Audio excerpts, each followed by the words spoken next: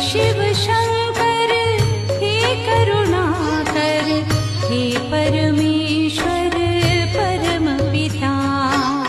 हे शिव शंकर हे करुणाकर, हे परमेश्वर परम पिता। हे शिव शंकर हे करुणाकर, हे परमेश्वर परम पिता। हे शिव शंकर हे करुणाकर,